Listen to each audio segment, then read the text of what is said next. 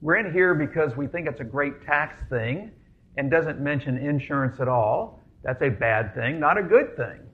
Now, you would never get a feasibility study from USA Risk that just said this is all tax. Isn't that right, Jeff? Absolutely. Okay. And so, but that's what that one's about. So all this paperwork at the very beginning actually is real important.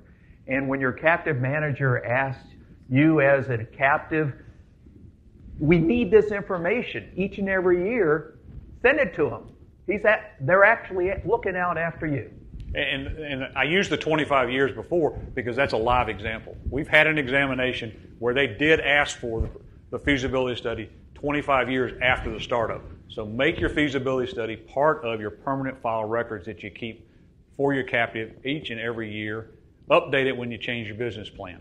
Yeah, that's what I was going to say. It emphasizes why you need to have a new business plan when you change things, and, as you say, keep it up to date. Now we're looking for, assuming the company has the capacity to write the risk, why do you care how much capital I have? Well, this is all risk shifting. Remember, we have to be able to transfer the risk from me to the insurance company.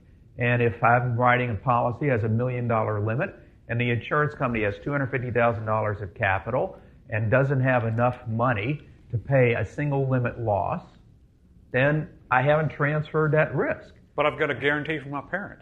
That's a bad thing, because that would tell you that the insurance company is not bearing the risk. The parent is, and that's not insurance. And this premium to surplus ratio is a measure of whether or not there's enough capital in the captive to support the program. Is 5 to 1 good? 5 to 1 is... Jeff, we got questions on both sides. Did you also have a question? Okay. He's also got a question. Are you done? Go ahead, Dale.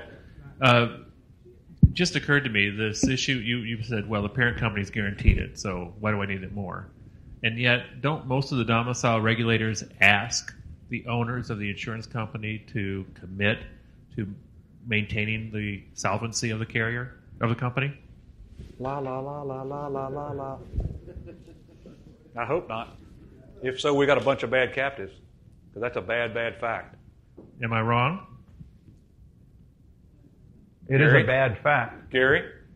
It's a bad fact. To add to that, there's certain cases where the domicile regulators want some comfort that the parent company will help out, but it has to be made clear that there's no guarantee by the parent. So it does come up from time to time, but it's not something that they ever want to put into writing. Okay. I mean, I think that the captive has an obligation to meet the law.